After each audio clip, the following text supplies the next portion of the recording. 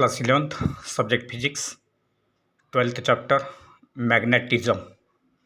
From this chapter, let us see some of the formulae. First formula is for magnetic field. So magnetic field is equal to magnetic flux per unit area.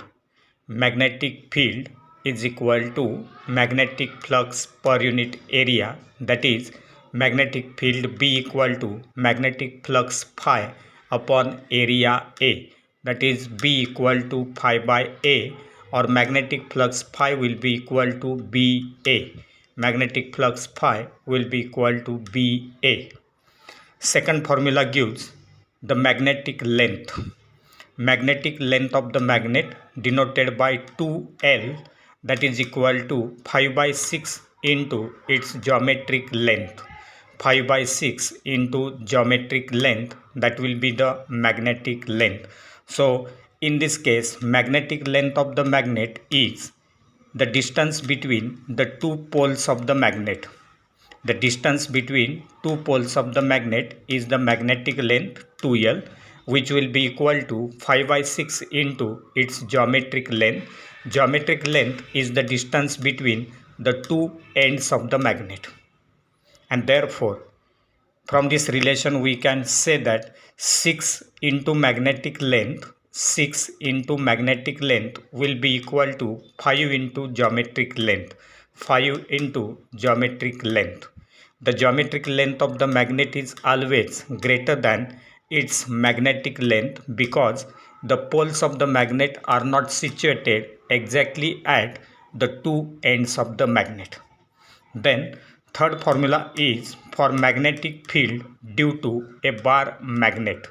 Magnetic field due to a bar magnet. So at two different positions, that is along the axis of the bar magnet at any point, what will be the magnetic field, and along the equator of the bar magnet, what will be the magnetic field, that we will have to state. So let us see A along the axis of the magnet. So if any point lies along the axis of the bar magnet, then BA will be equal to mu 0 upon 4 pi 2m by r cube. Mu 0 upon 4 pi 2m by r cube, where m represents the magnetic dipole moment of that bar magnet. Similarly, B along the equator of the magnet. If any point lies along the equator of the magnet, then B equator will be equal to mu 0 upon 4 pi m by r cube. B equator will be equal to mu 0 upon 4 pi m by r cube. So from these two relations we can say that B axis is equal to 2 times B equator.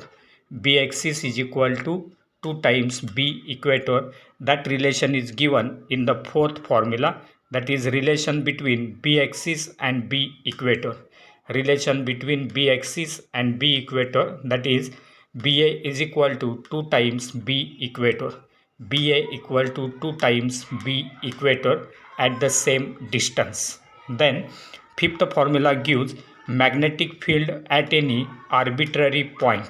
So other than axis as well as equator, if you consider any other point, then the magnetic field at any arbitrary point will be given as B equal to mu 0 upon 4 pi m by r cube into square root of 3 cos square theta plus 1. B is equal to mu 0 upon 4 pi m by r cube into square root of 3 cos square theta plus 1. Then sixth formula gives the angle between B axis and B equator. So angle between the axial magnetic field and equatorial magnetic field is given as tan alpha equal to B equator upon B axis. B equator upon B axis, that will be equal to half tan theta. Half tan theta, that is tan alpha equal to half tan theta, or alpha will be equal to tan inverse of half tan theta. Tan inverse of half tan theta. Then seventh formula gives Earth's magnetic field. Resultant Earth's magnetic field. So If you consider the magnetic field of the earth, it will be having two components, that is vertical component of earth's magnetic field BV and horizontal component of earth's magnetic field BH.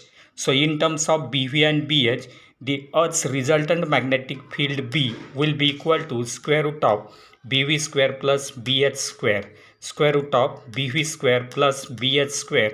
This will be the resultant earth's magnetic field B. So these are some of the formulas from magnetism.